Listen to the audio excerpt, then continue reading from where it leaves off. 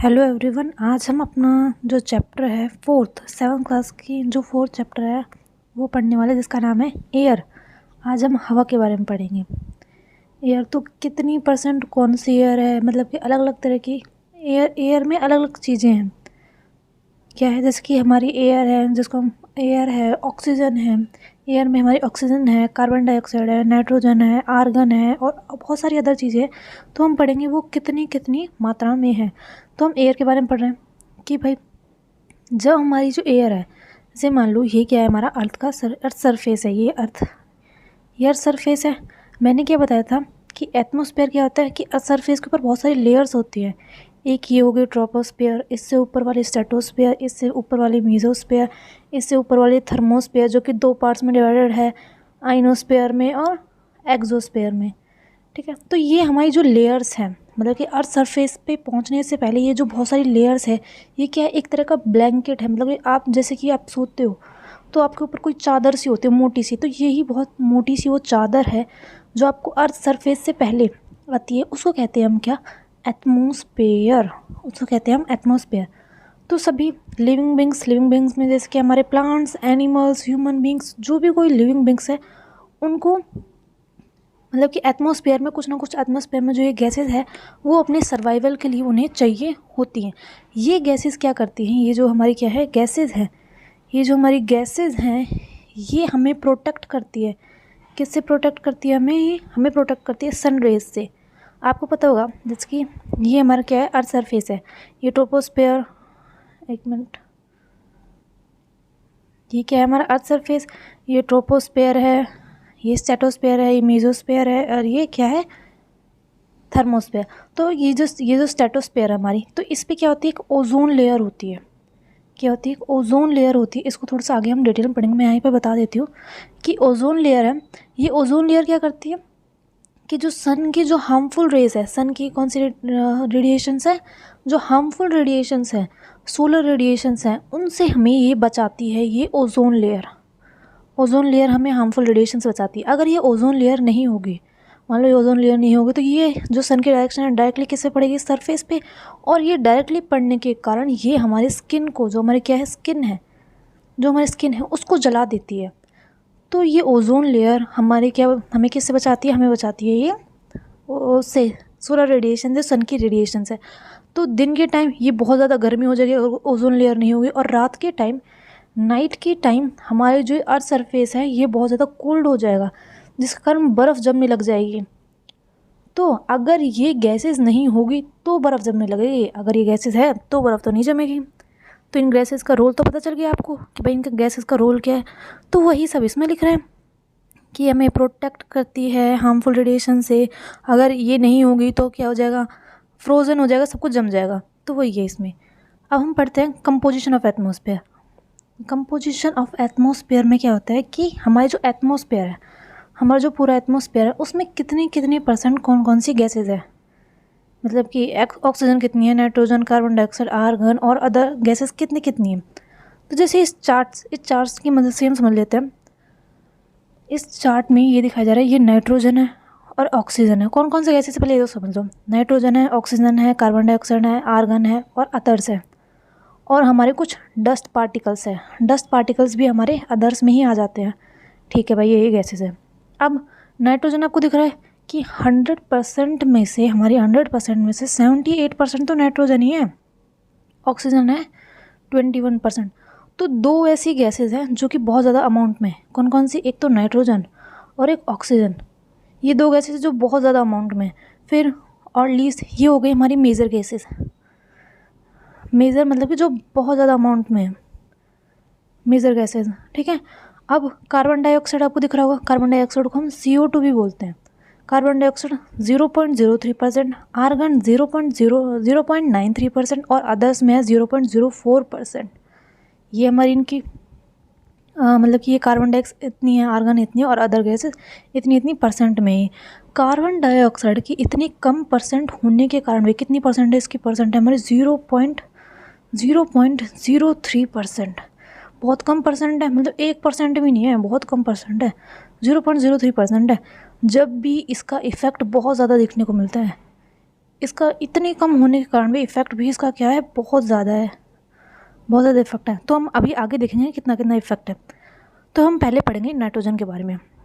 तो नाइट्रोजन पहला पॉइंट क्या है कि ये बहुत ज़्यादा अमाउंट में है, सारी गैसेस में बहुत ज़्यादा अमाउंट में है, ये बहुत क्या है, मैक्सिमम अमाउंट में है नाइट्रोजन। अब नाइट्रोजन का रोल क्या होता है कि भाई जो नाइट्रोजन है ना, अब हम दो चीज़ें लेके चलेंगे, एक तो ह्यूमंस और एक हम लेंगे प्लांट। तो ह्यूमन क्या करता है, प्लांट क्या करता है, दोनों हम साइड से देखेंगे। तो ह्यूमन हमारा जो है वो नाइट्रोजन को, जैसे नाइट्रोजन हमारी क्या है, एयर में है, नाइट्रोजन में एयर है, वो नाइट्रोजन को लेता तो है लेकिन थोड़ी देर बाद उसको एक्सहेल भी कर देता है, मतलब कि उसको बाहर निकाल देता है। मतलब कि वो डायरेक्टली उसकी, हमारी जो ह्यूमंस की जो बॉडी है वो डायरेक्टली नाइट्रोजन को नहीं लेती है, इनडायरेक्टली लेती है। इनडायरेक्टली मैं बताऊँगी कैसे लेती है, पर डायरेक्टली तो नहीं लेती है। जैसे कि हमने उसको सांस में हमने लिया, जैसे हम सांस ले रहे हैं तो सांस के तौर पर नाइट्रोजन भी है, तो नाइट्रोजन भी आ गया, लेकिन हमारी बॉडी क्या करती है, इसको बाहर भी निकाल देती है उसी टाइम पर, थोड़ा सा भी अमाउंट नहीं रखती है। फिर आप प्लांट के तौर पर देखते हैं, तो प्लांट नाइट्रोजन लेते हैं, प्लांट को नाइट्रोजन की ज़रूरत होती है। नाइट्रोजन क्या करता है, नाइट्रोजन हमारा बनाता है एक हमारी जैसे ग्रोथ में हमारा हेल्प करता है, किसमें, ग्रोथ में हेल्प करता है हमारा नाइट्रोजन, ठीक है। तो मतलब प्रोटीन वगैरह ये जो सब चीज़ होती है इनमें नाइट्रोजन होता है। तो अब हम प्लांट्स की बात कर रहे थे, तो प्लांट हमारे क्या, हमने बताया कि प्लांट नाइट्रोजन लेते हैं। अब वो भी डायरेक्टली नहीं लेते, इनडायरेक्टली लेते हैं। डायरेक्टली मतलब कि सीधे नहीं लेते, एयर से सीधे नहीं लेते हैं, इनडायरेक्टली लेते हैं। इनडायरेक्टली कैसे लेते हैं, कुछ बैक्टीरिया होते हैं, छोटे माइक्रो ऑर्गेनिजम्स होते हैं, ठीक है। तो माइक्रो ऑर्गेनिज्म पहले हमारे जो नाइट्रोजन है, नाइट्रोजन को हम NO2 भी बोलते हैं, वो पहले ले लेंगे। बैक्टीरिया ने मतलब पहले नाइट्रोजन को ले लिया। अब ये बैक्टीरिया क्या करेगा, इसकी फॉर्म को, नाइट्रोजन की फॉर्म को चेंज करेगा, कोई दूसरी फॉर्म में इसको बदलेगा। फिर चेंज करने के बाद ये जाएगा प्लांट्स के पास। प्लांट्स की रूट्स में, मतलब कि रूट से जाता है ये, मतलब कि जड़ों से। तो क्या क्या समझा, अभी हमने क्या समझा कि भाई क्या होता है, एक बैक्टीरिया होता है, पहले वो नाइट्रोजन को लेता है, उसने नाइट्रोजन को लिया, फिर बाद में ये नाइट्रोजन की फॉर्म को चेंज करता है, चेंज करने के बाद ये देता है हमारे प्लांट्स की रूट्स में, इसको प्रोवाइड कर देता है। मतलब कि प्लांट्स ने इनडायरेक्टली नाइट्रोजन ले लिया, डायरेक्टली तो लिया नहीं, डायरेक्टली नहीं लिया पर इनडायरेक्टली ले लिया।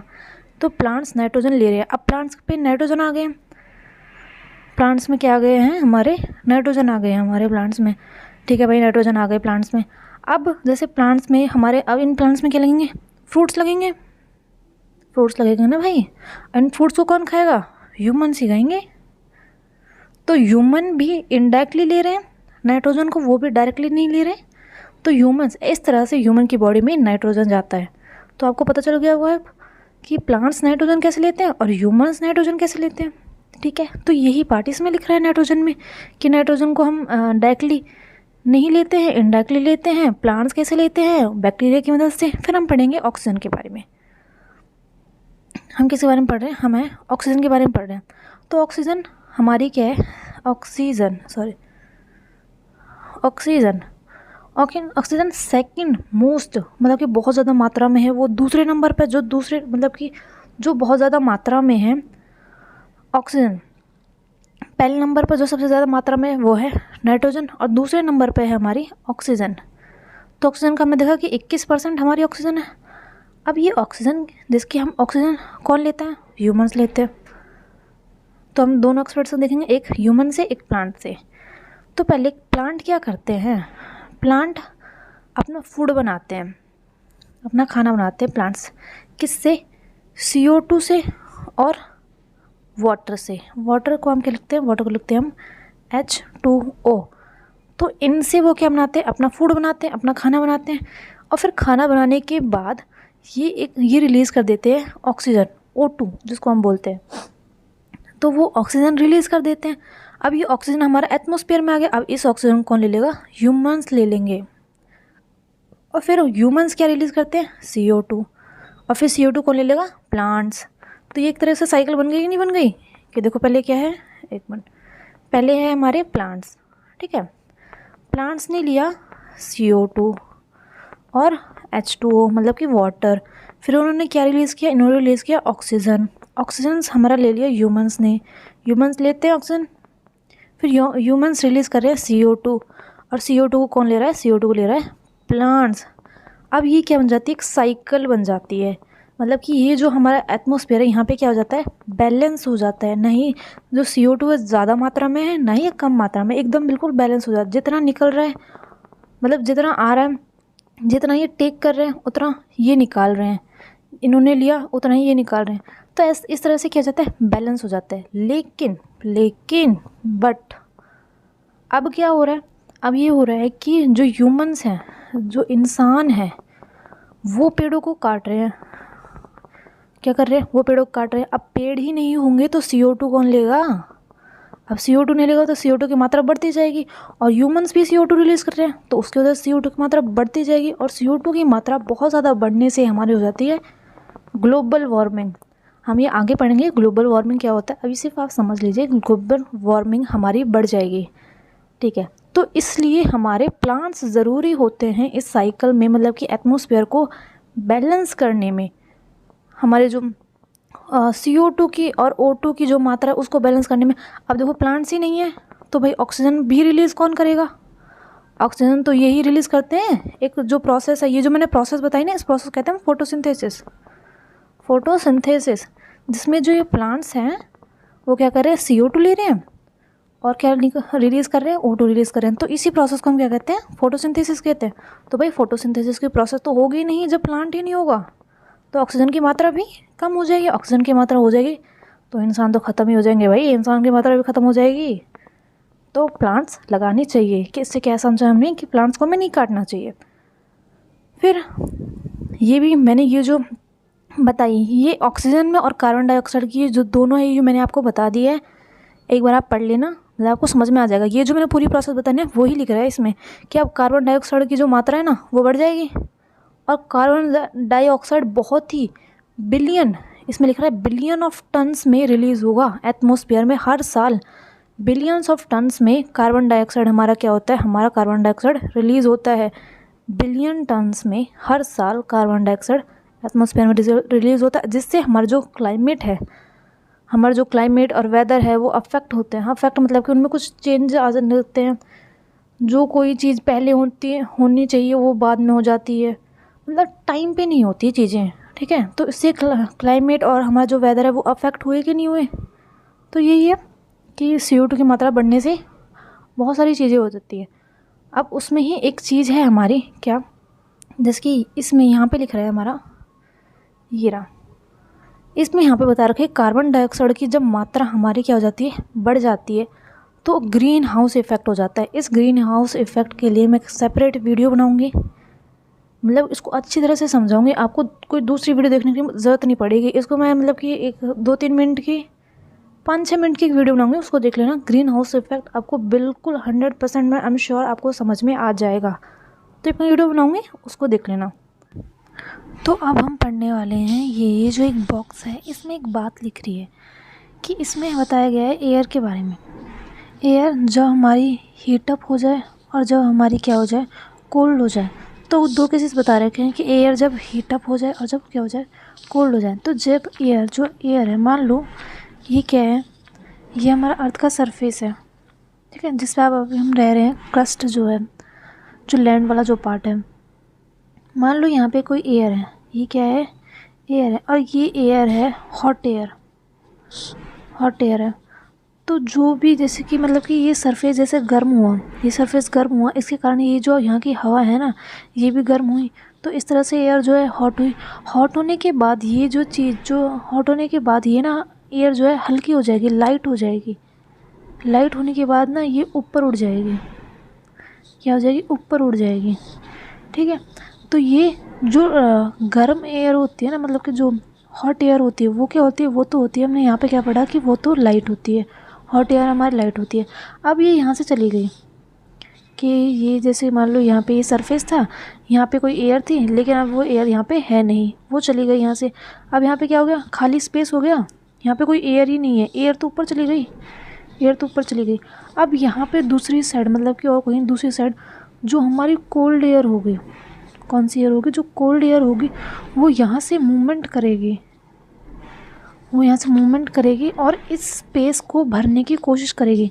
तो इस तरह से हमारा क्या होता है, सर्कुलेशन होता है एयर का, मतलब एयर जो है घूमती है, यहाँ से कोल्ड एयर हमारी इधर आएगी इस स्पेस को भरने के लिए। तो इस तरह से हवाएं चलती है हमारी।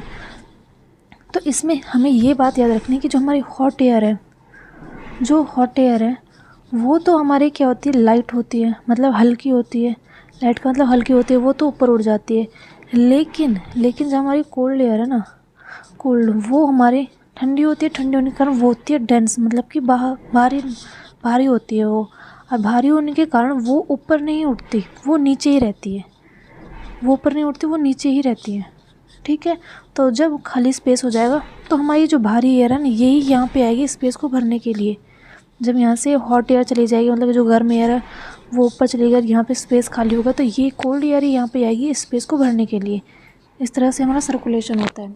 अब हम पढ़ने वाले हैं स्ट्रक्चर ऑफ एटमॉस्फेयर, मतलब एटमॉस्फेयर हमारा बना किससे है, स्ट्रक्चर कैसा है उसका। तो 5 लेयर्स है, याद रखना 5 लेयर्स हैं। ट्रोपोस्फेयर, एक minute, troposphere, stratosphere, mesosphere, thermosphere and exosphere, ये 5 लेयर्स है। तो इन 5 लेयर से हमारा एटमॉस्फेयर बना है।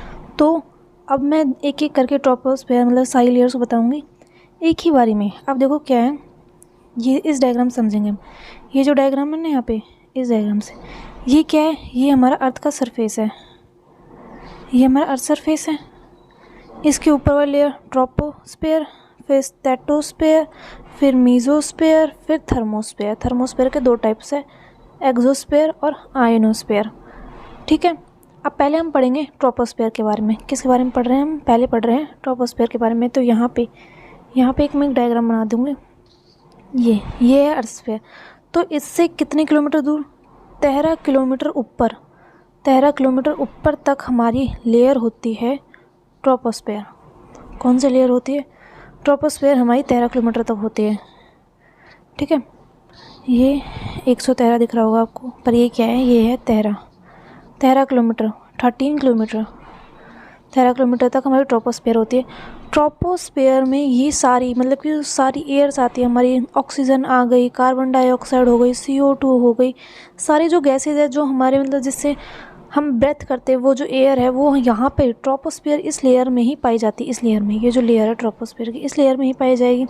और यहीं पे ही हमारी जैसे कि जो बहुत सारे फिनोमिना है, कौन से रेनफॉल वगैरह हो गए, और वेदर कंडीशन, और अलग अलग वेदर कंडीशन हो गई, फॉग हो गए, मतलब कि धुंध वगैरह, बारिश होना, धुंध वगैरह, वो इसी लेयर में होंगे। इससे ऊपर वाली लेयर में ये ज़्यादातर होते नहीं हैं। साइक्लोन वगैरह वो भी यहाँ इसी लेयर तक आएंगे, इससे ज़्यादा ऊपर लेयर पे जाएंगे नहीं। तो 13 किलोमीटर की जो ये लेयर है ना ट्रोपोस्फेयर, इसमें रेन वगैरह, फॉग वगैरह ये सब कुछ होंगे। ठीक है, इस लेयर तक ही होंगे। ये सारे जो नेचुरल फिनोमिना है, ये जो वेदर फिनोमिना है, वो इस लेयर में ही होंगे। ठीक है। तो ये हो गई हमारी क्या, ट्रोपोस्फेयर। ठीक है भाई, ट्रोपोस्फेयर हो गई। तो ये अर्थ सरफेस, ये ट्रोपोस्फेयर, उसके ऊपर क्या, स्ट्रेटोस्फेयर। ये ट्रोपोस्फेयर, ये स्ट्रेटोस्फेयर। ये कितने किलोमीटर है, ये है हमारी 13 किलोमीटर। और अगर 13 किलोमीटर, यहाँ से 13 किलोमीटर, फिर यहाँ तक 50 किलोमीटर तक, 50 किलोमीटर तक हमारी फैली हुई है स्ट्रेटोस्फेयर। कौन फैली हुई है, up to height of 50 kilometre हमारी है स्ट्रेटोस्फेयर। तो स्ट्रेटोस्फेयर पे ये जो फिनोमेना हो रहे हैं, फिनोमेना जो भी कोई एक्टिविटीज़ हो रही हैं, जैसे ट्रोपोस्फेयर में क्या होता है, रेन आ रही थी, बारिश वगैरह हो रही थी, ठीक है, फॉग वगैरह हो रही थी, धुंध वगैरह हो रही थी, साइक्लोन्स आ रहे थे, ये सब जो है ना, ये स्ट्रेटोस्फेयर में नहीं होंगे, ये सिर्फ ट्रोपोस्फेयर में होंगे। इसलिए मतलब कि यहाँ पे कुछ बादल वगैरह मतलब जिसकी बारिश वगैरह ये सब नहीं होगा। तो जो एरोप्लेन होते हैं ना हमारे, एरोप्लेन, वो इसी लेयर में उड़ते हैं, वो स्ट्रेटोस्फेयर में उड़ते हैं वो। क्योंकि रेनफॉल वगैरह और साइक्लोन वगैरह इन सब से बचने के लिए अगर वो ट्रोपोस्फेयर में जाएंगे, मतलब ट्रोपोस्फेयर में, मान लो कि ट्रोपोस्फेयर में हमारी क्या है, एरोप्लेन उड़ रहे हैं हमारे ट्रोपोस्फेयर में, और मान लो कभी क्या हो गया, साइक्लोन आ गया, तो उससे एरोप्लेन को हानि हो सकती है ना, डिस्ट्रॉय हो सकता है उससे हमारा एरोप्लेन। इसलिए हमारा एरोप्लेन हमेशा स्ट्रेटोस्फेयर में ही उड़ता है। ठीक है। और मैंने क्या बताया था, मैंने एक और बात बताई थी आपको कि ये अर्थ सरफेस है, ये ट्रोपोस्फेयर है, ये हमारा स्ट्रेटोस्फेयर। स्ट्रेटोस्फेयर में हमारी कौन सी लेयर बनती है, हमारी बनती है ओजोन लेयर। ओजोन लेयर जो कि हमें किससे बचाती है, जो सोलर रेडिएशन है हमारी, जो सन की जो सोलर रेडिएशन है, हार्मफुल सोलर रेडिएशन है, उससे हमें प्रोटेक्ट करती है। ठीक है, उनसे क्या करती है, हमें प्रोटेक्ट करती है, उससे हमें बचाती है। अगर ये नहीं होगी तो सन की जो हार्मफुल रेडिएशन है वो हमारे स्किन को क्या कर देगी, जला देगी, उसको बर्न कर देगी। तो ट्रोपोस्फेयर में हमारी ओजोन लेयर बनती है। ठीक है, तो ये हो गया हमारा ट्रोपोस्फेयर। अब हम पढ़ते हैं मेसोस्फेयर के बारे में। मेसोस्फेयर जो हमारी थर्ड लेयर है, ये अर्थ सरफेस है, फिर उससे ऊपर 13 किलोमीटर की दूरी पर हमारा ट्रोपोस्फेयर, 50 किलोमीटर की दूरी पर हमारा स्ट्रेटोस्फेयर, फिर हमारा 80 किलोमीटर की दूरी पर, 80 किलोमीटर की दूरी पर हमारा आता है मीजोस्फेयर। ये थर्ड लेयर है और इसकी हाइट होती है 80 किलोमीटर तक। मीजोस्फेयर में क्या होता है, जैसे कोई भी मीटियोर्स है, मीटियोर्स मतलब कि कोई भी जैसे हमारे स्पेस में बहुत सारे वो जो पत्थर से वो घूमते रहते हैं ना, उनको कहते हैं मीटियोर्स। तो जब वो स्पेस से यहाँ पे धरती पे आने की कोशिश करते हैं, अर्थ पे आने की कोशिश करते हैं, तो जब इस लेयर में आ जाते हैं, जैसे कि वो आ गए, अब मीजोस्फेयर लेयर में आ गए, तो इस लेयर में आते ही वो जलना स्टार्ट हो जाते हैं, बर्न होना स्टार्ट हो जाते हैं। आप देखते हो ना बहुत सारी फिल्मों में, ऊपर से कोई नीचे चीज़ आ रही है तो वो ना जलने लगती है, जलना स्टार्ट कर देती है। तो वो मीजोस्फेयर जो ये लेयर है ना, इसमें स्टार्ट होती है वो जलना। तो मेसोस्फीयर क्या है कि इसकी हाइट तो है 80 किलोमीटर, और जो भी कोई मीटियोर्स है, हमारे जो मीटियोर्स है वो कहाँ पे बर्न कहाँ पे होते हैं, वो होते हैं हमारे मेसोस्फीयर में, वो बर्न होना स्टार्ट हो जाते हैं। ठीक है, अब ये हो गई हमारे मेसोस्फीयर की बात। अब हमें पढ़ना है थर्मोस्फीयर के बारे में। थर्मोस्फीयर के बारे में पढ़ना है ना, तो थर्मोस्फीयर क्या है, ये अर्थ सरफेस, ये ट्रोपोस्फीयर, स्ट्रेटोस्फीयर, मीजोस्फीयर, फिर आता है हमारा थर्मोस्फीयर। इसकी हाइट कितनी है, 13 किलोमीटर। इसकी हाइट कितनी है, 50 किलोमीटर तक। इसकी हाइट कितनी है, 80 किलोमीटर तक। अब ये हमारे थर्मोस्फीयर में ना दो लेयर आती है, एक तो आइनोस्फीयर और एक आती है हमारी एक्सोस्फीयर। ठीक है, एक आइनोस्फीयर आती है और एक आती है हमारी एक्सोस्फीयर। अब ये जो आइनोस्फीयर है, यहाँ पे देखो, ये थर्मोस्फीयर है, यहाँ पे ऊपर वाली लेयर कौन सी, एक्सोस्फीयर, और यहाँ पे है हमारी आइनोस्फीयर, ये आइनोस्फीयर है। तो आइनोस्फीयर यहाँ पे जैसे ही हम ऊपर जाते रहते हैं ना, अब ये वो लेयर आ गई जो सन के बहुत ज़्यादा पास होती हैं, सन बहुत ही ज़्यादा पास होता है इनके। तो सन के पास होने के कारण यहाँ पर टेम्परेचर जो है बहुत ज़्यादा होता है, मतलब यहाँ पे बहुत ज़्यादा गर्मी होती है, टेम्परेचर ज़्यादा होता है यहाँ पे इस लेयर में। इस लेयर में कौन सी लेयर में,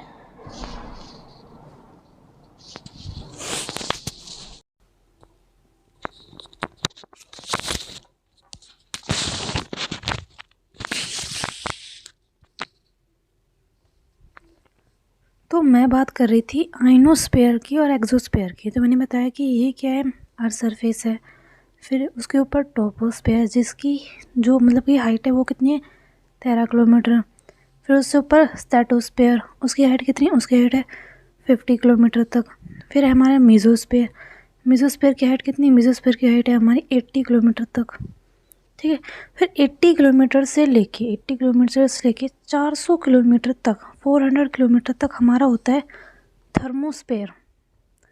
थर्मोस्फीयर हमारा होता है, और थर्मोस्फीयर मैंने बताया कि दो पार्ट्स में डिवाइडेड है, कौन कौन से, एक्सोस्फीयर और आइनोस्फीयर में डिवाइडेड है। ठीक है, अब हम एक्सोस्फीयर और आइनोस्फीयर के बारे में बात करेंगे। तो आइनोस्फीयर आइनोस्फीयर में क्या होता है, अब देखो ये जो लेयर है ना थर्मोस्फीयर की आइनोस्फीयर और एक्सोस्फीयर, ये जो लेयर है ये सन के बहुत ज़्यादा पास होती है, सन मतलब कि काफ़ी पास होता है इनके, जिसके कारण इन लेयर में जो टेम्परेचर होता है वो बहुत ज़्यादा होता है, टेम्परेचर ज़्यादा होता है। अब आइनोस्फीयर में क्या होता है, आइनोस्फीयर में मान लो कि भाई ये हमारा अर्थ सरफेस है, यहाँ पे कोई रेडियो स्टेशन है, यहाँ से हमारे रेडियो वेव्स आ रही हैं, क्या आ रही है, और ये वाली लेयर, ये मान लो कि हमारी कौन सी है, आइनोस्फीयर है। आइनोस्फीयर क्या करता है, ये जो रेडियो लेयर आ रही है, मतलब वेव जो आ रही है ना, इसको रिफ्लेक्ट कर देता है। इसने क्या कर दिया, इसको रिफ्लेक्ट कर दिया, और फिर ये रिफ्लेक्ट करने के बाद ये अब लोगों के पास जाती है रेडियो वेव, रिफ्लेक्ट करने के बाद फिर लोगों को रेडियो में गाने सुनाई देते हैं इस तरह से। तो ये क्या करता है, रेडियो की जो वेव है उसको क्या करता है, रिफ्लेक्ट कर देता है। तो ये तो हो गया हमारा आइनोस्फीयर का। फिर आता है हमारा एक्सोस्फीयर। एक्सोस्फीयर में हमारा क्या होता है कि एक्सोस्फीयर हमारी जो है थोड़ी सी पतली लेयर है। कैसी लेयर है? थोड़ी सी थिन लेयर है हमारी। एक्सोस्फीयर हमारी थिन लेयर है।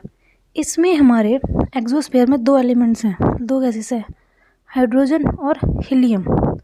दो गैसेस पाई जाती है इसमें, हाइड्रोजन गैस और हीलियम गैस। तो यही है हमारी एक्सोस्फीयर। एक बार मैं पूरा समअप कर देती हूँ कि मैंने क्या क्या बताया। तो देखो, यह अर्थ सरफेस, उससे ऊपर ट्रोपोस्फेयर, उस ट्रोपोस्फेयर की लेंथ है 13 किलोमीटर।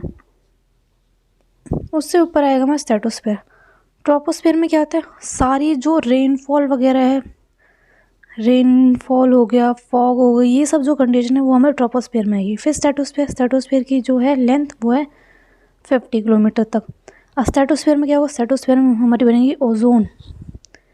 क्या बनेगी? हमारी बनेगी ओजोन। ओजोन जो कि हमें प्रोटेक्ट करती है सन की हार्मफुल रेज से, प्रोटेक्ट करेगी। उसके बाद आएगी हमारी मीजोस्फेयर। मीजोस्फेयर की जो हमारी लेंथ है वो है हमारी 80 किलोमीटर तक। मीजोस्फेयर में हमारे जो मीटियोराइट्स हैं, क्या है, जो मीटियोराइट्स है वो बर्न होना स्टार्ट होते हैं। फिर उसके ऊपर आते हैं आइनोस्फेयर और एक्सोस्फेयर। आइनोस्फेयर में क्या होता है? आइनोस्फेयर में हमारे जो ये रेडियो की वेव्स जो हैं इनको रिफ्लेक्ट करता है। एक्सोस्फेयर में हमारी दो गैसेस पाई जाती है, हाइड्रोजन और हीलियम। ठीक है, तो ये पूरा समअप हो गया हमारा। अब हमें पढ़ना है क्या? हमें पढ़ना है वेदर और क्लाइमेट। अगर देखो ना तो इस सब में वही लिख रहा है कि ये 400 किलोमीटर तक है।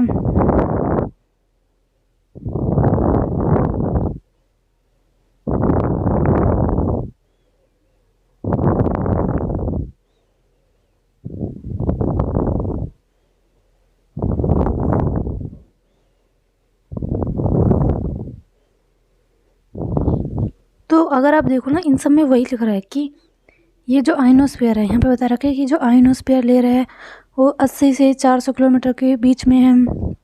और ये क्या करती है? जो रेडियो वेव है उसको क्या करती है? रिफ्लेक्ट करती है। फिर बता रखा है एक्सोस्फीयर के बारे में कि एक्सोस्फीयर हमारी बहुत पतली लेयर है और इसमें हाइड्रोजन और हीलियम गैस हमारे पाए जाते हैं। फिर हमें पढ़ना है क्या? हमें पढ़ना है वेदर एंड क्लाइमेट। तो इसमें एक एग्जाम्पल से बता रखा है। तो एक एग्जाम्पल क्या है कि जैसे मान लो जो क्रिकेट के फ़ैन होते हैं, जो क्रिकेट वगैरह देखते होगे, आप में से कोई क्रिकेट देखता होगा, तो क्रिकेट के फ़ैन हो गए तो ये सोचते हैं कि भाई आज का, जैसे क्रिकेट का आज का मैच है, मान लो कि आज क्रिकेट का मैच है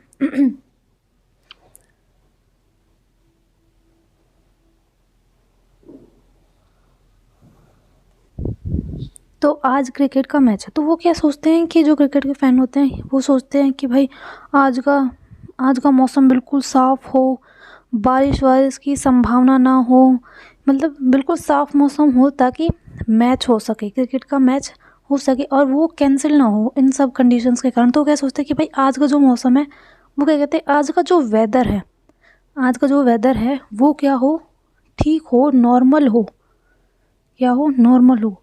अब इसमें क्या बात कर रहे हैं? वो बात कर रहे हैं किसकी? वेदर की। वेदर की बात कर रहे हैं ना। तो वेदर हमारा क्या होता है? वेदर हमारा डे टू डे और आवर टू आवर इसमें चेंजेस जो होते हैं उसको कहते हैं वेदर। जैसे मान लो आप कभी कहीं पे बाहर जाते हो, जैसे तो आप देखते हो कि अच्छा आज का मौसम तो सही है, फिर क्या होता है थोड़ी देर बाद ही क्या हो जाते हैं, बादल बन जाते हैं, है ना। तो ये जो चेंज हुआ है, मतलब मौसम में जो चेंज हुआ है, वेदर में जो चेंज हुआ है, पहले क्या था, पहले तो धूप निकल रही थी, उसके बाद हमारा क्या हुआ, उसके बाद हमारे बादल आ गए। तो ये जो चेंज हुआ है ना, इस चेंज को ही हम क्या कहते हैं, वेदर कहते हैं। मतलब जो डे टू डे चेंजेस, एक एक घंटे में जो चेंज हो रहा है उसको कहते हैं हम वेदर। ठीक है, तो इसे ही हम वेदर कहते हैं। यही यहीं पे लिख रहा है कि वेदर के बारे में बता रखे कि hour to hour, day to day जो चेंजेस होते हैं उसको कहते हैं हम वेदर। फिर हमारा बता रखा है क्लाइमेट के बारे में। तो क्लाइमेट क्या है, इसमें जैसे लिख रहा है कि the average weather condition of a place for a longer period of time represent the climate of a place. मतलब क्या है, मतलब ये है कि वेदर जो है, हमारा जो वेदर है वो जैसे कि वो एक लॉन्गर पीरियड ऑफ टाइम के लिए, जैसे मान लो कि एक महीने के लिए, जैसे हम देखते हैं कि जून जुलाई में क्या होती है, बहुत ज़्यादा गर्मी पड़ती है, तो जून जुलाई मतलब बहुत ही गर्मी का महीना है। फिर हम देखते हैं कि अगस्त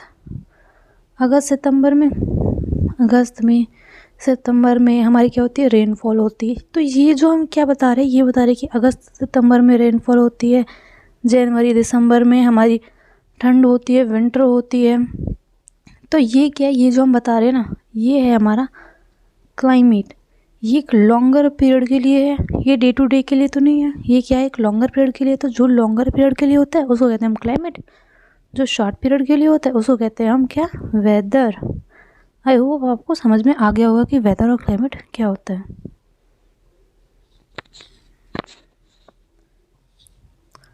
तो अब हमें पढ़ना है टेम्परेचर के बारे में। तो टेम्परेचर क्या होता है, जैसे कि हम कभी कभार कहते हैं कि भाई इस जगह का, मान लो कोई जगह है, इस जगह का टेम्परेचर बहुत ज़्यादा है, इस जगह का टेम्परेचर बहुत कम है। तो क्या होता क्या है टेम्परेचर, टेम्परेचर बेसिकली मतलब कि जो आप फील करते हो। जैसे आप कहीं पे जैसे मान लो आप खड़े हो, बहुत ही गर्म जगह में आप खड़े हो, तो आप कहते हो कि अरे भाई यहाँ का जो टेम्परेचर है वो बहुत ज़्यादा है।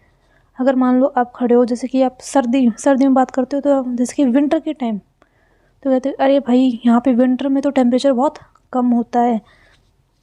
तो यही है टेम्परेचर। टेम्परेचर क्या है, the degree of hotness and coldness of the air is known as temperature. मतलब कि कोई चीज़ कितनी गर्म है, और कितनी कोल्ड है, क्या है, कोल्ड है, उसको हम क्या कहते हैं, उसको कहते हैं हम टेम्परेचर। उसको डिग्री में मापना उसको हम कहते हैं टेम्परेचर। कोई भी चीज़ कोई भी ठंडी चीज़ या गर्म चीज़ को डिग्री में मापना, उसे हम कहते हैं टेम्परेचर। जैसे मान लो कोई भी चीज़ है, जैसे समर में हमारा जो टेम्परेचर है, टेम्परेचर हमारा होता है क्या, ज़्यादा टेम्परेचर का मतलब है, जैसे हमें पता है कि 0 डिग्री पर हमारी क्या होती है, बर्फ़ जमती है। 0 डिग्री पर हमारी बर्फ़ जम जाती है, और 100 डिग्री पर हमारे क्या हो जाता है, वाटर बॉयल होना स्टार्ट हो जाता है। मतलब कि बहुत ज़्यादा गर्मी होती है 100 डिग्री पर। तो जैसे ही टेम्परेचर ये बढ़ रहा है तो गर्मी हो रही है। तो ऐसे ही समर में हमारा टेम्परेचर बहुत ज़्यादा होता है, मतलब कि बहुत ज़्यादा टेम्परेचर होता है वहाँ पे। और विंटर मतलब सर्दी में टेम्परेचर कम होता है, जब हमें ठंड लगती है, जब टेम्परेचर कम होता है, मतलब जब हमारा टेम्परेचर 15-14 डिग्री ऐसे कुछ होता है।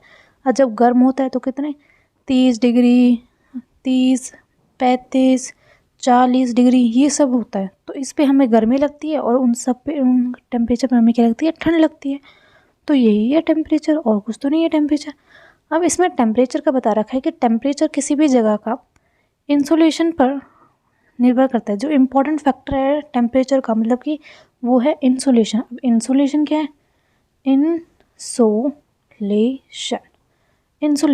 इंसोलेशन इन का मतलब इनकमिंग, और सोलेशन का मतलब सोलर रेडिएशन। अब इसका मतलब क्या हुआ, इनकमिंग सोलर रेडिएशन। इसका मतलब हुआ इनकमिंग सोलर रेडिएशन। जो इनकमिंग मतलब कि आना, कौन आ रहा है, सोलर रेडिएशन आ रही है। सोलर रेडिएशन जो सन से आती है, हमारी सन से आती है ना सोलर रेडिएशन। मान लो ये सन है, सन से जो रेडिएशन हमारी आती है उनको कहते हैं हम सोलर रेडिएशन। मान लो कोई घर है, यहाँ पे क्या है, यहाँ पे कोई ये घर है, इस घर में क्या है, ये घर है, इस घर में क्या होता है हमारे, जैसे क्या है ये घर एक, इस घर पे हमारी बहुत ज़्यादा क्या हो रही है, जो हमारी सन की जो रेज़ है, क्या है, हमारी जो सन की रेज़ है वो बहुत ज़्यादा पड़ रही है। तो इस घर का जो टेम्परेचर है वो बहुत ज़्यादा हो जाएगा। अगर मान लो कोई भाई जो घर है उस पर मतलब कि सूरज की किरणें पड़ ही नहीं रही है, इंसोलेशन बहुत कम है, कोई ऐसी जगह है, ठंडी जगह मान लो कि भाई हमारा एंटार्क्टिका हो गया, एंटार्क्टिका बहुत ठंडी जगह है।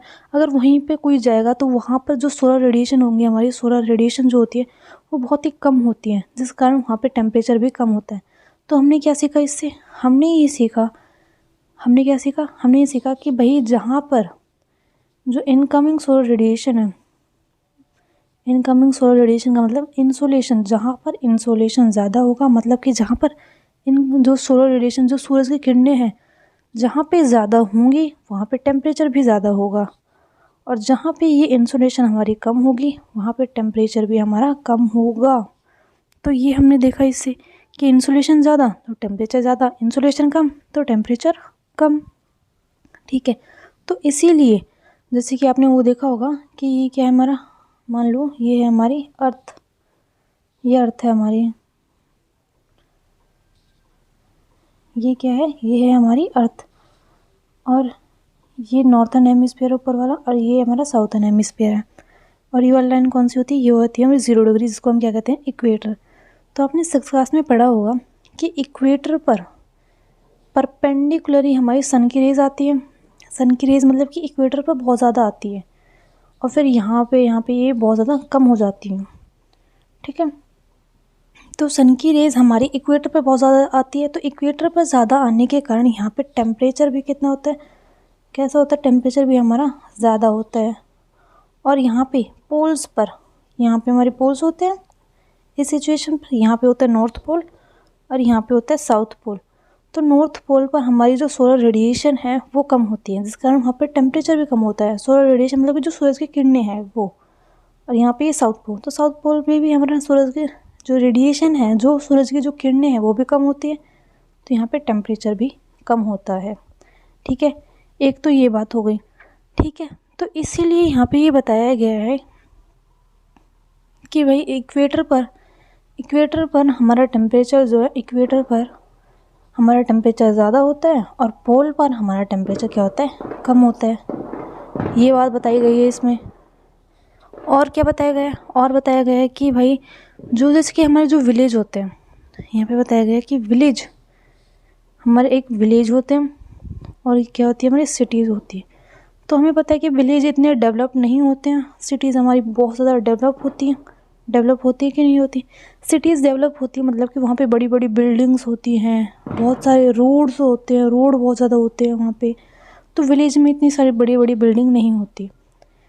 सिटीज़ में बड़ी बड़ी बिल्डिंग और रोड के कारण वहाँ पे टेम्परेचर भी ज़्यादा होता है। आई होप मतलब कि आपको ये समझ में नहीं आया होगा कि यहाँ पे बिल्डिंग से टेम्परेचर ज़्यादा कैसे होता है। मैं समझाती हूँ। देखो वहाँ जैसे वहाँ पे बिल्डिंग है, बिल्डिंग में हमारा क्या लगता है, बिल्डिंग में हमारा लगता है आयरन लगता है ना, मेटल इस्तेमाल होता है ना बिल्डिंग्स में क्या इस्तेमाल होता है, मेटल्स। तो ये मेटल जब इन पे सूरज की जो किरणें पड़ती है ना, सूरज की किरणें पड़ती है, तो ये मेटल बहुत ज़्यादा क्या हो जाता है, हॉट हो जाता है, बहुत ज़्यादा गर्म हो जाता है मेटल। और जैसे कि रोड है, रोड में हमारा इस्तेमाल होता है एसफल्ट, क्या होता है, एसफल्ट इस्तेमाल होता है। तो जब इस पर सूरज की किरणें पड़ती है तो ये भी बहुत ज़्यादा गर्म हो जाता है। अब गर्म होने के कारण इससे रेडिएशंस निकलती है, मैंने आप बताया था ना, इंफ्रारेड रेडिएशन निकलेगी।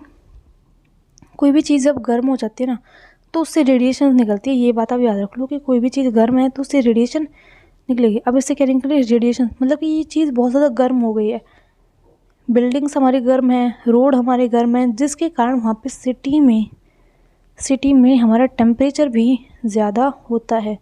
और विलेज में तो भाई इतना डेवलपमेंट नहीं होता है, इतने डेवलप थोड़ा ना होते हैं विलेज, वहाँ पे बड़ी बड़ी बिल्डिंग्स होती है, बहुत ज़्यादा रोड होते पर इतने पक्के भी नहीं होते हैं। हम पहले की बात कर रहे हैं, ये अब की बात नहीं कर रहे। अब जब आप ये सोच रहे हो कि आपके विलेज में तो बहुत सारे रोड है, अब की बात नहीं कर रहे, हम पहले की बात कर रहे हैं कि पहले जब रोड नहीं थे विलेज में, ठीक है, जब बिल्डिंग्स नहीं थी, तो वहाँ पे जो टेम्परेचर है वो कम हुआ करता है विलेज में। और सिटी में हमारा टेम्परेचर क्या होता है, सिटी में हमारा टेम्परेचर होता है ज़्यादा। ठीक है, तो ये है हमारा कि इसलिए हमारा सिटी का टेम्परेचर ज़्यादा होता है और इसलिए हमारा विलेज का टेम्परेचर क्या होता है, कम होता है। तो वही सब बात इसमें लिख रही है कि भाई जो सिटीज़ में हमारे मेटल का इस्तेमाल होता है बिल्डिंग्स में, और रोड में एसफल्ट जो कि बहुत ज़्यादा हीटअप हो जाते हैं, और वहाँ पे सिटी में हमारा टेम्परेचर क्या हो जाता है, वार्म हो जाता है। तो वही सब यहाँ पे बता रखा है। अब इसमें यहाँ पे बता रखा है, क्या बता रखा है इसमें, कि जो हम टेम्परेचर को नापते हैं, ना डिग्री में, हम टेम्परेचर को नापते हैं डिग्री सेल्सियस में। तो ये डिग्री सेल्सियस का इन्वेंशन किसने किया था, इसका इन्वेंशन किया था एंड्रस सेल्सियस ने।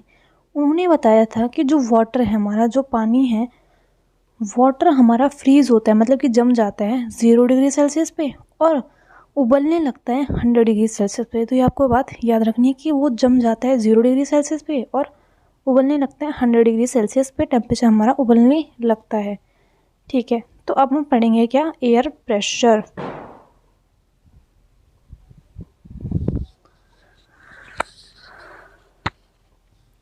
तो अब हम पढ़ेंगे एयर प्रेशर के बारे में। तो एयर प्रेशर क्या होता है? एयर मतलब कि जब एयर प्रेशर लगाती है हमारे ऊपर तो उसको कहते हैं हम एयर प्रेशर।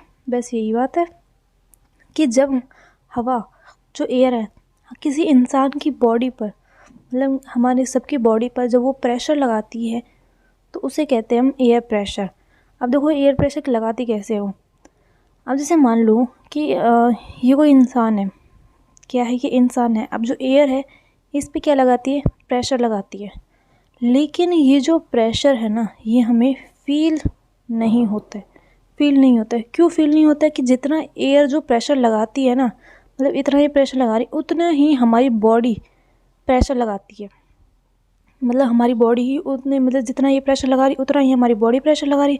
तो ये दोनों आपस में बराबर हो गए। अब प्रेशर हमें फील ही नहीं हो रहा भाई, आगे से जितना आ रहा है उतना ही यहाँ से प्रेशर लग रहा है। तो हमें क्या फील होगा? जी नहीं, हमें बिल्कुल भी फील नहीं होगा। जितना ये एयर प्रेशर लगा रही उतना ही हमारी बॉडी प्रेशर लगा रही है, तो हमें बिल्कुल भी फील नहीं होता है। ठीक, इसको कहते हैं हम एयर प्रेशर। अब एयर प्रेशर के बारे में बताया गया है कि जो एयर प्रेशर है वो हाइट के साथ, किसके साथ? हाइट के साथ। जैसे कि हम ये हमारी क्या है? ये हमारी सरफेस है, अर्थ सरफेस है, ये सरफेस का पार्ट है। फिर ट्रोपोस्फेयर, स्ट्रेटोस्फेयर, मेसोस्फेयर। तो यहाँ पर ट्रोपोस्फेयर में क्या होता है? लैंड का पार्ट होता है, सी होता है ना, सी लेवल होता है ना। तो यहाँ पर ट्रोपोस्फेयर में हमारे एयर प्रेशर जो है वो सबसे ज़्यादा होगा। और जैसे ही हम ऊपर जाते रहेंगे, जैसे किसी भी हेलीकॉप्टर हम बैठे हैं तो जैसे कि हम ऊपर जा रहे हैं तो जो एयर प्रेशर वो भी हमारा कम हो जाएगा। एयर प्रेशर कम हो जाता है। जैसे कि आप कई बार आपने देखा होगा, तो जो भी कोई हिल क्लाइंबिंग करते हैं, बहुत सारे लोग क्या करते हैं, हिल क्लाइंबिंग करते हैं, तो उनके मतलब वो एक बैग सा टाक के रखते हैं, उस बैग में होता है ऑक्सीजन। तो वो ऑक्सीजन क्यों लेके जाते हैं? हाँ भाई, ऑक्सीजन क्यों लेके जाते हो? क्या उन्हें वहाँ पर ऑक्सीजन नहीं मिलती? तो मैंने क्या बताया कि अभी हाइट के साथ एयर का जो प्रेशर है वो हो जाता है हमारा कम। एयर का प्रेशर क्या हो जाता है? एयर का प्रेशर हो जाता है कम। अब देखो ये ऊपर जा रहा है, यहाँ पे एयर का प्रेशर कम है, लेकिन हमारी बॉडी तो उतना ही प्रेशर लगा रही है। ये मान लो यहाँ से कम प्रेशर आ रहा है और यहाँ से बहुत ज़्यादा प्रेशर है, यहाँ से सिर्फ इतना प्रेशर और यहाँ पे ये 2 प्रेशर। तो ये कम प्रेशर, ये ज़्यादा प्रेशर, जिसके कारण हमारी जो बॉडी है वो तो उतना ही प्रेशर लगा रही है, लेकिन ऊपर जाके प्रेशर जो है वो कम हो गया।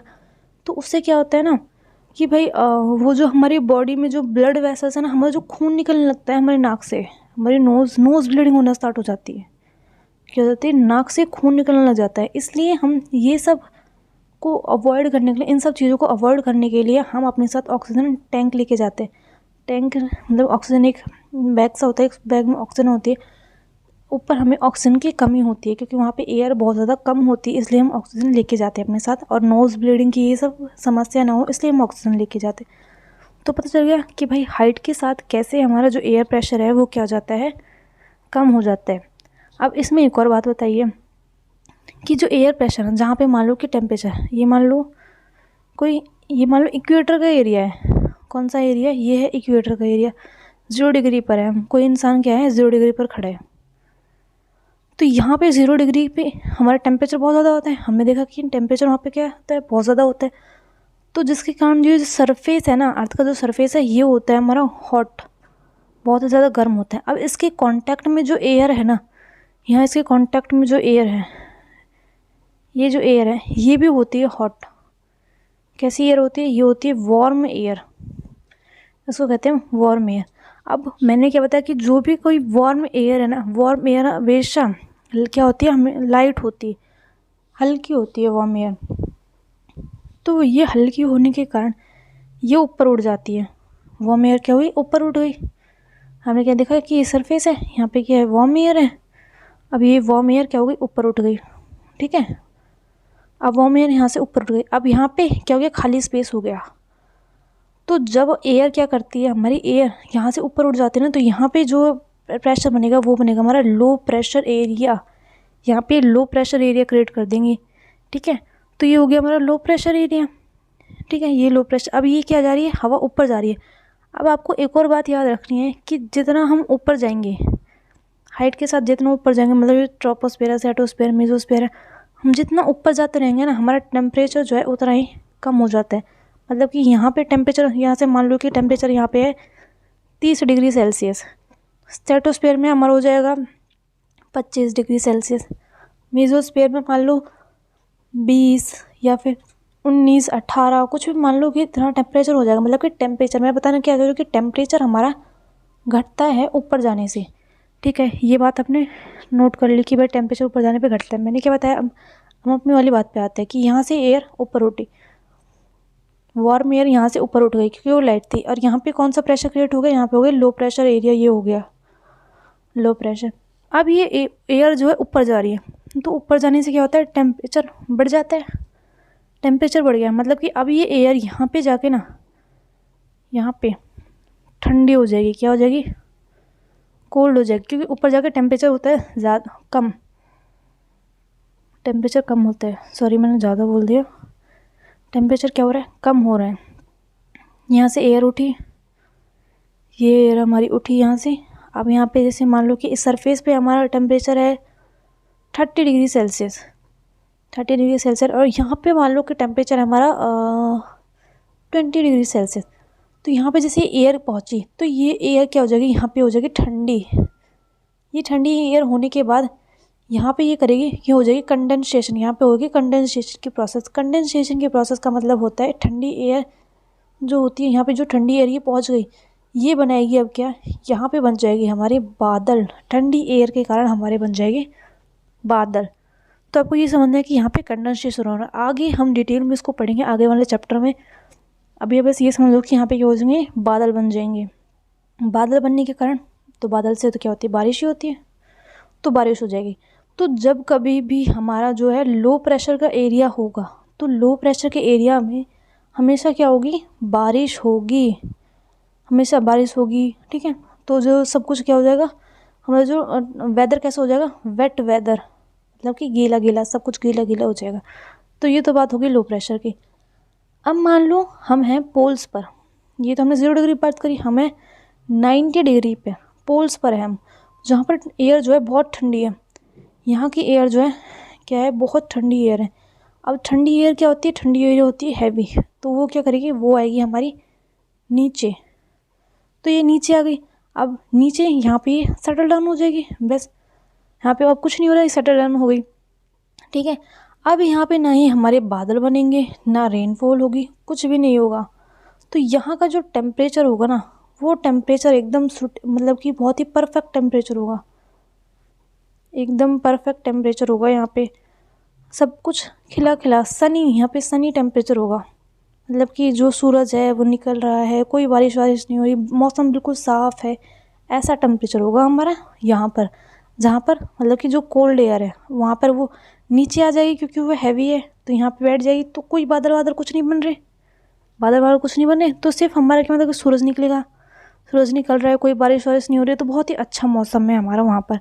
और एक और बात याद रख लो, जैसे मान लो यहाँ की एयर, एक कोई रीज़न है, यहाँ पे बन गया हमारा लो प्रेशर, और यहाँ पे है हमारा हाई प्रेशर। हाई प्रेशर मतलब कि जहाँ पे हमारी ठंडी एयर जो है वो नीचे आ जाती है और सेटल डाउन हो जाती है, तो वहाँ पे बन जाता है हमारा हाई प्रेशर।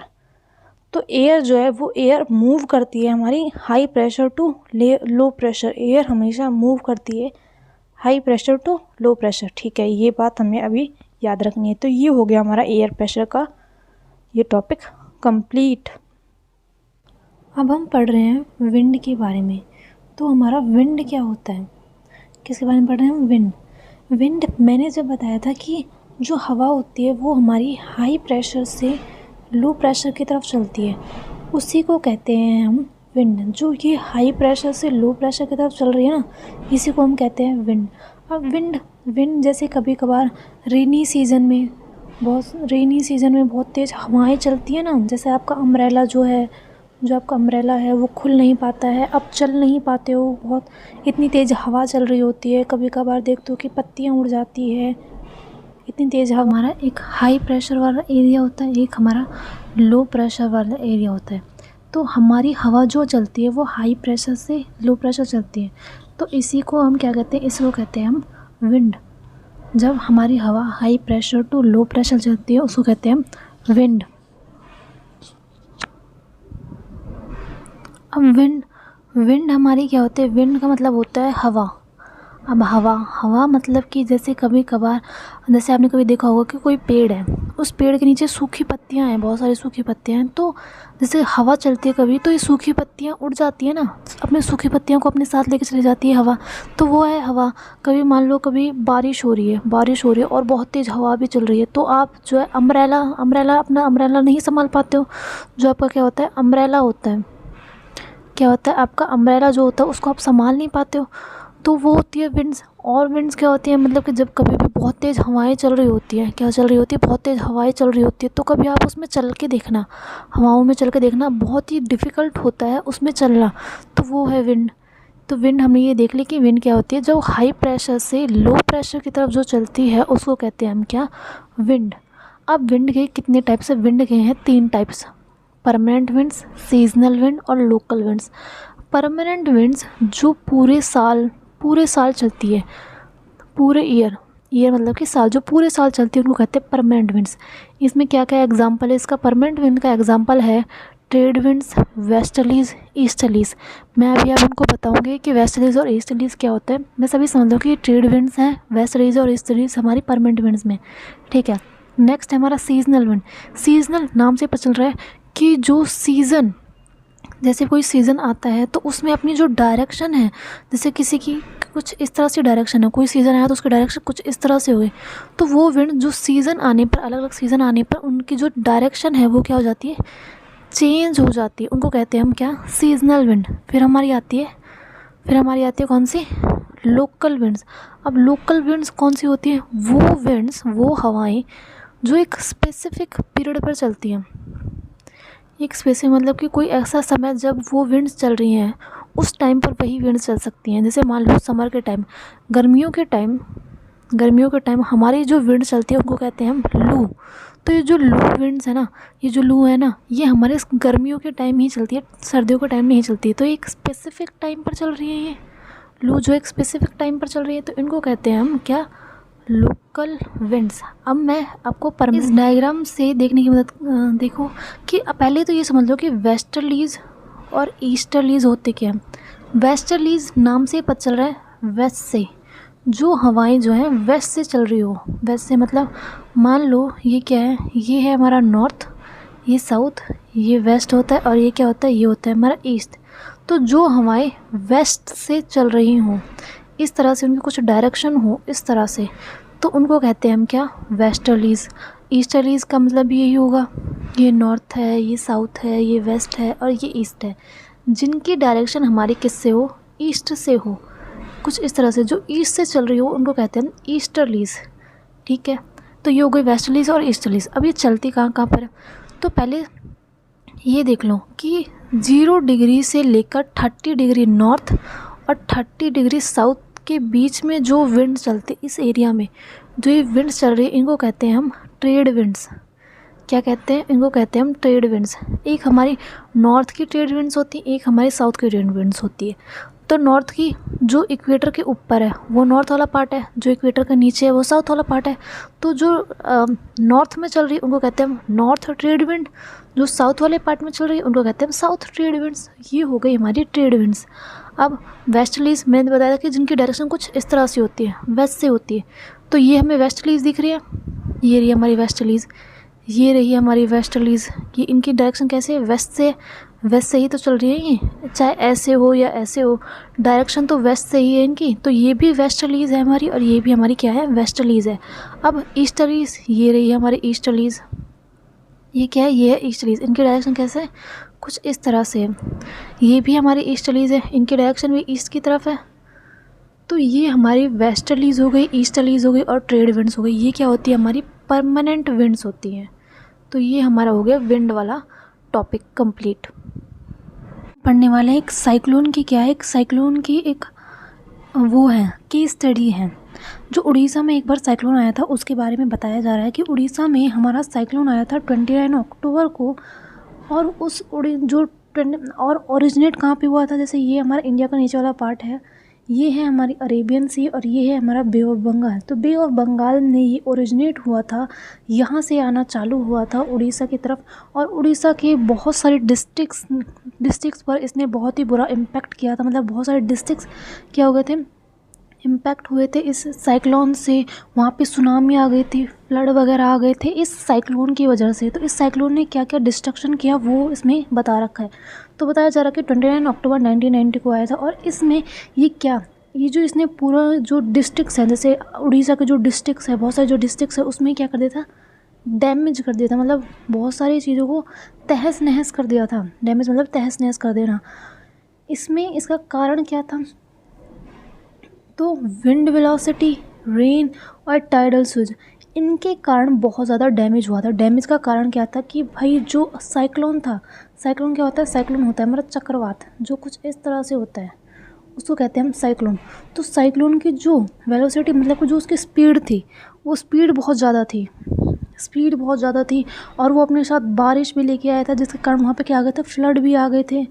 वहाँ पे फ्लड आ गए थे। और वहाँ पे टाइडल एक वेव होती है जो ओशन में जनरेट होती है, उसको हम आगे आने वाले चैप्टर्स में पढ़ेंगे। तो अब ये जान लो कि वहाँ पे ओशन में एक वेव है जिसको कहते हैं हम टाइडल वेव, वो ओरिजिनेट हो गई थी। और जैसे कि ये ओशन है, मान लो यहाँ पे क्या आ रहा है, साइक्लोन आ रहा है, ऐसे वेव्स ओरिजिनेट हो रही है, इतनी बड़ी बड़ी वेव्स आ रही हैं, और जो कि पूरे डिस्ट्रिक्ट को, मतलब कि पूरे डिस्ट्रिक्ट में पानी कर देगी, पानी भर देगी, जिसके कारण वहाँ पे क्या आ जाएगा, फ्लड। वहाँ पे फ्लड आ जाता है। तो ये साइक्लोन के बारे में बता रखा है कि साइक्लोन के बारे में और बता रखा है कि उसने डैमेज क्या क्या करी। उसकी विंड की जो स्पीड थी, मतलब कि जो हवा, जैसे कि वो जैसे साइक्लोन में घूमता है ना, तो उसकी जो हवा की जो स्पीड थी ना, उसने इतनी ज़्यादा स्पीड थी कि उससे जो पेड़ वगैरह थे वहाँ पे वो उखड़ गए थे, पेड़ वगैरह होते वो उखड़ गए थे, और उनके जो घर थे वो डैमेज हो गए थे बहुत ही बुरी तरीके से। उनकी वहाँ पे पावर सप्लाई वो डैमेज हो गई थी। टेलीकॉम्स लाइन्स, जैसे कि कोई जियो, एयरटेल, रियो लाइन्स होती है ना, जो टावर्स लगाए जाते हैं बड़े बड़े, उनको कहते हैं हम टेलीकॉम लाइन्स। तो वो टेलीकॉम लाइन्स बहुत बुरी तरह से क्या हो गई थी, डैमेज हो गई थी। तो इसमें ये जो साइक्लोन था वो 3 दिन चला था, कंटिन्यूसली 3 दिन चला था उड़ीसा में। और उड़ीसा में इतना, ये मतलब कि जो साइक्लोन था ये क्या लेके आया था अपने साथ, बारिश लेके आया था। और बारिश के कारण वहाँ पे उड़ीसा में जो रिवर्स हैं, उन रिवर्स में क्या आ गई थी, बाढ़ आ गई थी। मैंने बताया ना अभी आपको, वहाँ पे क्या आ गई थी, बाढ़ आ गई थी। और जिसके कारण बहुत सारे वहाँ के जो डिस्ट्रिक्ट है वो पानी में डूब गए थे, मतलब वहाँ पे बहुत ज़्यादा बाढ़ आ गई थी। और फिर बताया जा रहा है कि वहाँ पे जो टाइडल वेव, कुछ इस तरह की से जो वेव्स हैं वहाँ पे ओरिजिनेट हुई। वहाँ पे जो जैसे कि कोई एग्रीकल्चर का भी काम होता है, उड़ीसा में ये क्या होता है, एग्रीकल्चर का भी काम होता है। तो एग्रीकल्चर में जैसे पैडी क्रॉप्स बहुत सारी उगा रखे थे, तो पैडी क्रॉप्स भी बहुत ज़्यादा डैमेज हो गई थी। वहाँ पे डिस्ट्रक्शन बहुत ज़्यादा हो गया था। कहने का मतलब ये है कि डिस्ट्रक्शन बहुत ज़्यादा हो गया था साइक्लोन की वजह से, चक्रवात की वजह से, जो कुछ इस तरह से होता है ना, उसके कारण हमारा डिस्ट्रक्शन बहुत ही ज़्यादा हो गया था। ये बता रहे हैं। और क्या बता रहे हैं, और इसमें बता रहे हैं कि ये जो साइक्लोन है ये ओरिजिनेट हुआ था पहले गल्फ ऑफ थाईलैंड में। ये 25 अक्टूबर 1999 को, फिर 29 अक्टूबर को ये आ गया था हमारा उड़ीसा में। पहले 25 अक्टूबर था ये थाईलैंड में, फिर 29 अक्टूबर इरास्मा और बालिकुदा, जो उड़ीसा के जो एरिया हैं, ये 2 एरिया हैं, इन दोनों में पहले आ गया था। कितने बजे, 10:30 बजे। टाइमिंग भी देखो बता रखी है कि 10:30 बजे ये यहाँ पर हिट कर दिया था। अब इसने लोगों को कैसे इम्पेक्ट करा, तो बोला जा रहा है कि उड़ीसा में, मतलब कि जो और सिटीज़ हैं, भुवनेश्वर हो गए, सुटेक हो गए, और कोस्टल टाउन्स हो गए, और 28 कोस्टल टाउन्स को इसने क्या किया था, डैमेज कर दिया था। डैमेज कर दिया था बहुत बुरी तरीके से। वहाँ पे जो वेजिटेशन है, मतलब कि जो उन्होंने एग्रीकल्चर का काम कर रखा है, वेजिटेबल्स उगा रखे हैं, फ्रूट्स उगा रखे हैं, उनको भी बहुत बुरी तरीके से क्या कर दिया था, डैमेज कर दिया था। वहाँ पर कितने लोग इम्पैक्ट हुए थे इससे, मतलब कितने लोग अफेक्ट हुए थे साइक्लोन से, तो 13 मिलियन लोग हमारे क्या हो गए थे, 13 मिलियन लोग हमारे अफेक्टेड हो गए थे इस साइक्लोन से। वहाँ पे बताया जा रहा है कि उड़ीसा में हमारे जो ट्रीज़ पाए जाते हैं वो होते हैं साल, टीक, बैम्बू, इस तरह के ट्रीज़ पाए जाते हैं। और इस साइक्लोन की वजह से, ये साइक्लोन इतना तेज़ था, मैंने बताया ना आपको कि जो पेड़ भी वो उखड़ गए थे पेड़, तो वहाँ के जो साल, टीक, बैम्बू ट्रीज़ थे वो भी गायब हो गए थे साइक्लोन की वजह से। और वहाँ पे जो मैनग्रोव फॉरेस्ट थे, हमने मैनग्रोव फॉरेस्ट 6th क्लास में पढ़े थे, मैनग्रोव फॉरेस्ट थे वो भी क्या हुए थे, डैमेज हो गए थे, वो भी ख़त्म हो गए थे वहाँ के। तो ये साइक्लोन की पूरी डिस्ट्रक्शन बता रखी कि उड़ीसा में ये एक केस है कि उड़ीसा में एक बार जब क्या आया था, साइक्लोन आया था, तो क्या क्या डिस्ट्रक्शन हमें देखने को मिली थी। पावर सप्लाई कट हो गई थे, पाइपलाइन, टेलीकॉम, कितने लोग अफेक्टेड हुए थे, कितने टाउन्स अफेक्टेड हुए थे, 13 मिलियन लोग अफेक्टेड हो गए थे, वेजिटेशन उनकी पूरी तरह से बर्बाद हो गई थी। तो ये सब बताया जा रहा है। 3 दिन तक ये लगातार हमारा साइक्लोन चला था। पढ़ेंगे मॉइस्चर के बारे में। तो मॉइस्चर क्या होता है, देखो जब कभी भी जो वाटर है, क्या है, जो पानी है वो इवेपोरेट करता है। इवेपोरेट मतलब कि जब उड़ जाता है, जब कोई पानी जो है वो उड़ जाता है, जैसे लैंड पर कभी पानी हो गया या फिर वाटर्स में, मतलब कि ओशंस में पानी जब भी होता है, ओशंस में, तो जब कभी वो उड़ जाता है, इवेपोरेट कर जाता है, तो हमारा क्या बनता है, वाटर वेपर। फॉर एग्ज़ाम्पल, जिसकी मान लो कोई गैस पे, ये मान लो कोई गैस है, यहाँ से आप क्या दे रहे हो, यहाँ से आपने आग जलाई हुई है और यहाँ पे एक मान लो एक बीकर रख रखा है आपने, क्या रख रखा है, बीकर, और इस बीकर में क्या है, पानी है। तो जैसे ही हम इसको क्या करते हैं, ये गर्म होता है तो इस पानी से क्या निकलने लगती है, भाप। तो उस भाप को क्या कहते हैं, उसको कहते हैं वाटर वेपर। ऐसे ही हमारे जब हमारा वाटर वेपर इवेपोरेट होता है, तो ये क्या हो रहा है, वाटर हमारा क्या कर रहा है, इवेपोरेट कर रहा है। वाटर क्या कर रहा है, वाटर कर रहा है हमारा इवेपोरेट। जो हमारा वाटर जो है ऊपर उड़ जाता है, ऐसे मतलब जो वाटर है ऊपर उड़ जाता है, तो उसको कहते हैं हम इवेपोरेशन की प्रोसेस। जब हमारा वाटर क्या है ऊपर उड़ जाता है और क्या बन जाता है, भाप बन जाता है। क्या बन जाता है, वाटर वेपर। तो ऐसे ही हमारा कि जब हमारा जो वाटर है इवेपोरेट्स हो जाता है लैंड से या फिर किसी भी वाटर बॉडी से, वाटर से बॉडी मतलब कि ओशन से या फिर लैंड सरफेस पे जब कभी भी वाटर होता है, तो जब वो इवेपोरेट कर जाता है तो क्या बन जाता है, वो बन जाता है हमारा वाटर वेपर। वो बन जाता है हमारा वाटर वेपर। ठीक है, अब ये क्या है, जैसे मान लो कि ये हमारा है अर्थ सरफेस, ये हमारा कोई अर्थ का सरफेस है, यहाँ पे मान लो कि पानी जो है इवेपोरेट होके ऊपर उड़ गया है, ऊपर उड़ गया है। अब वो क्या बन गया, अब वो बन गया है भाप। अब जो हमारी जो भाप होती है वो उसमें भी क्या होता है, मॉइस्चर होता है ना। आपने मॉइस्चर मतलब कि उसमें थोड़ी सी नमी होती है, मॉइस्चर का मतलब है नमी, उसमें क्या होता है, मॉइस्चर होता है। तो वो जो मॉइस्चर है, अब मॉइस्चर हमारा किस में प्रेजेंट है, हमारा मॉइस्चर प्रेजेंट है एटमॉस्फेयर में। एटमॉस्फेयर में जब मॉइस्चर प्रेजेंट रहता है तो उसको कहते हैं हम ह्यूमिडिटी। ठीक है, तो मैंने क्या कहा कि जब मतलब वाटर जो है हमारा इवेपोरेट करेगा तो क्या बन जाएगा, वाटर वेपर। इससे हमारे एटमॉस्फेयर में मॉइस्चर मतलब कि नमी बढ़ जाएगी, उससे हम कहेंगे ह्यूमिडिटी, मतलब कि हमारा जो एटमॉस्फेयर है वो क्या है, उसमें ह्यूमिडिटी है।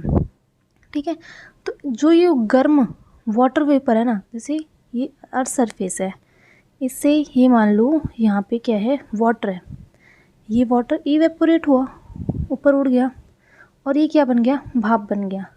तो अब जो ये वाटर वेपर है ना, वाटर वेपर है, ये जो वाटर वेपर है ना, इसकी मतलब कि जो होल्डिंग कैपेसिटी है, क्या होल्डिंग कैपेसिटी, जो मॉइस्चर को होल्ड करने की कैपेसिटी है ना, वो ज़्यादा होगी। मतलब कि जो वाटर वेपर है ना, ये किसको कैप्चर करेंगे, ये कैप्चर करेंगे मॉइस्चर को।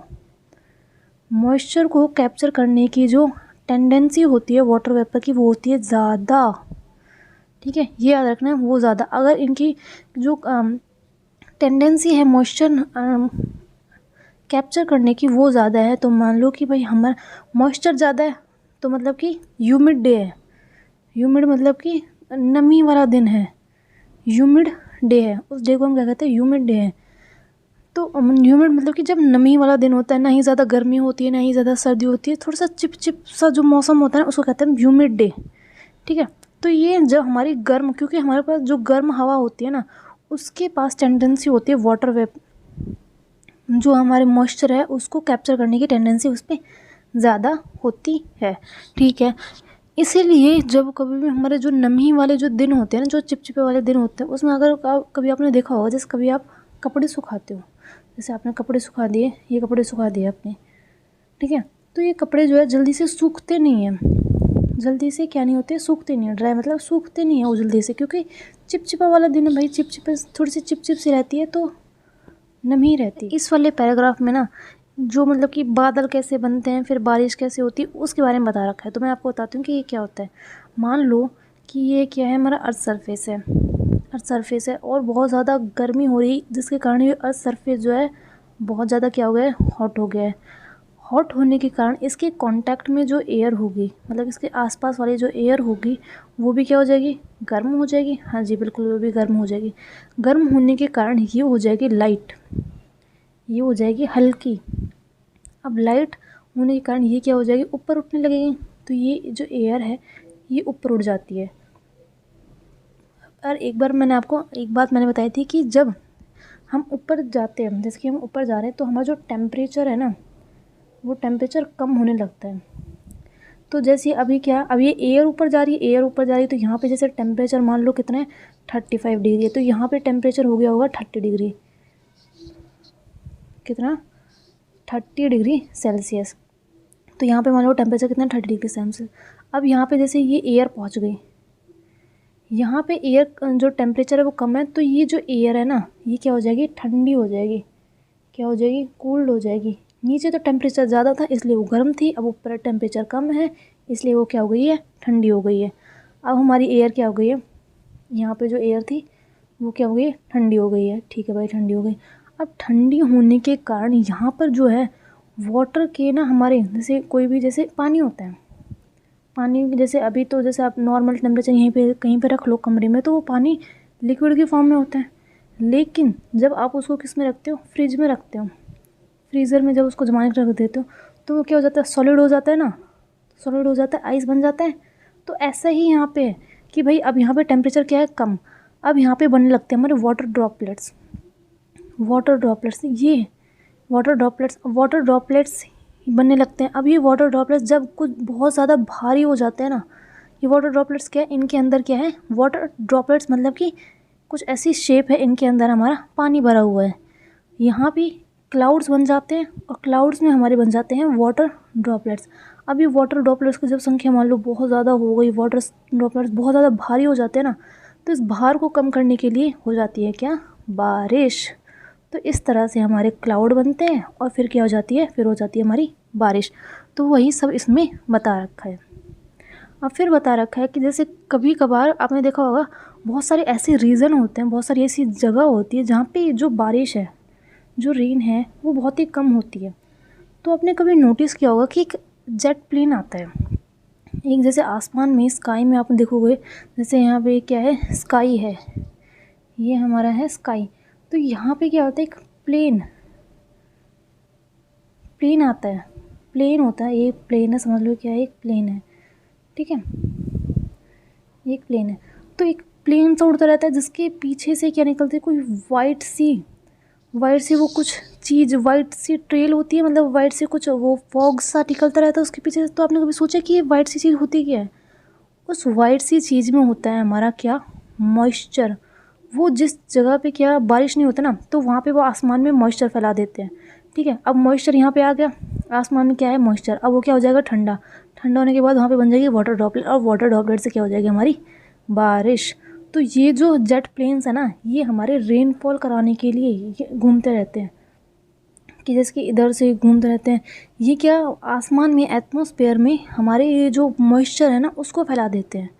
ये कब करते हैं, जब हमारी जो हवा है, विंड है, वो नहीं चल रही होगी। मान लो अगर हवा चल रही है, जैसे ये जेट प्लेन है, ये क्या है, हमारा जेट प्लेन है। इस जेट प्लेन ने वो जो मॉइस्चर है वो एटमॉस्फेयर में किया, रिलीज़ किया। अब मान लो हवा चल रही है, हवा के कारण ये जो मॉइस्चर है ना, ये उड़ के दूसरी जगह चला जाता है। तो जहाँ पे बारिश होनी थी वहाँ पे तो नहीं हुई, लेकिन कोई दूसरी जगह जाके हो गई। तो ये मॉइस्चर जब फैलाते हैं, जब हमारी हवा जो है नहीं चल रही होती है, हमारी जो विंड होती है बहुत ही कम होती है, मतलब बहुत तेज़ नहीं चल रही होती है, कम होती है। तो ये होता है हमारे जेट प्लेन्स, जो क्या करते हैं, बारिश कराने में भी मदद करते हैं।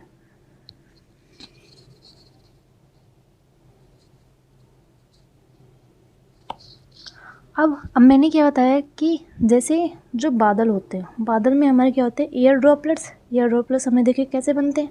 तो एयर ड्रॉपलेट्स जब कुछ ज़्यादा ये भारी हो जाते हैं तो बारिश आ जाती है। तो बारिश की फुल फॉर्म क्या है, बारिश मतलब कि ये क्या कर रहे हैं, ये कर रहे हैं प्रिसिपिटेशन, प्रिसिपिटेशन मतलब कि हमारी बारिश हो रही है, एयर ड्रॉपलेट जो है, एयर जो हमारा पानी है वो नीचे आ रहा है, उसको कहते हैं हम प्रिसिपिटेशन, इसको कहते हैं प्रिसिपिटेशन। जब हमारे जो लिक्विड है, जो लिक्विड वाली चीज़ है वो अर्थ पर आती है, कोई लिक्विड वाली चीज़ अर्थ पर आती है तो उसको कहते हैं प्रिसिपिटेशन, और उसी प्रिसिपिटेशन को हम क्या कहते हैं, रेन, उसको क्या कहते हैं, हम रेन कहते हैं। अब रेन जैसे बहुत सारी जगहों पे होती है रेन। मैं अगर मान लो जैसे कोई पहाड़ है, पहले उस पर क्या है, पेड़ है, मतलब बहुत सारे पेड़ है उस पहाड़ पे, मान लो वहाँ पे क्या हो रही है, बारिश हो रही है, ठीक है भाई, बारिश हो रही है, नॉर्मल कंडीशन बारिश हो रही है। अब मैंने आपको बहुत बार बताया कि जो ये पेड़ है ना, ये अपने आसपास की जो मिट्टी है ना उसको पकड़े रखते हैं। तो पेड़ ने आसपास की जो मिट्टी उसको पकड़े रखा है, हाँ भाई उसको पकड़े रखा है, तो बारिश आएगी तो ये जो मिट्टी है यहाँ से हटेगी नहीं, लैंडस्लाइड नहीं होगा, मतलब कि जो लैंड है यहाँ से खिसक के दूसरी जगह नहीं जाएगी, ठीक है। मान लो बहुत ही बेकार लोग होते हैं जो पेड़ काट देते हैं, उन्होंने क्या कर दिया, पेड़ काट दिया, अब यहाँ पे पेड़ है ही नहीं, अब बारिश होती है, अब बारिश होगी, अब यहाँ की जो मिट्टी है उसको कोई कंट्रोल ही नहीं कर रहा है ना, मतलब उसने किसी ने उसको पकड़े नहीं रखा है ना, तो बारिश होने के कारण ये जो मिट्टी है ना, ये नीचे मतलब मिट्टी जो है नीचे ढल जाती है, लैंड स्लाइड कर जाती है, जिसके कारण फ्लड की कंडीशन आ जाती है, बाढ़ वगैरह आ जाती है। तो हमने क्या सीखा कि भाई पेड़ों को नहीं काटना चाहिए, पेड़ों को हमें नहीं काटना चाहिए, ठीक है। अब हमने देखा कि रेनफॉल कैसे होती है। अब रेनफॉल के टाइप्स भी हैं, क्या है, रेनफॉल के टाइप्स हैं। तो रेनफॉल के 3 टाइप्स हैं, कौन कौन से, कन्वेंशनल रेनफॉल, ओरोग्राफिक रेनफॉल और साइक्लोनिक रेनफॉल।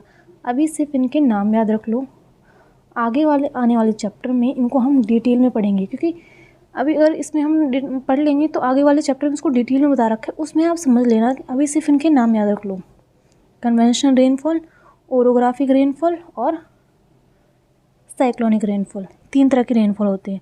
फिर यहाँ पे नीचे वाले पैराग्राफ में रेनफॉल के बारे में बता रखा है, रेनफॉल हमारे लिए क्यों इम्पोर्टेंट है, कि भाई ये रेन, बारिश मतलब कि वाटर, तो प्लांट्स जो है उनको वाटर चाहिए सर्वाइवल के लिए अपने, अगर पानी नहीं होगा तो सूखा पड़ जाएगा, बहुत सारी जगह सूखा पड़ जाता है ना, अगर पानी की कमी होने के कारण सूखा पड़ जाता है, और पानी जब कभी बहुत ज़्यादा हो जाता है तो हमारी बाढ़ आ जाती है। तो मतलब कि बीच का होना चाहिए, रेनफॉल नहीं ज़्यादा होनी चाहिए ना ही कम होनी चाहिए, बीच की मॉडरेट होना चाहिए। तो यही हमारा क्या है, रेनफॉल, और ये चैप्टर हमारा जो है कंप्लीट हो चुका है। So thank you.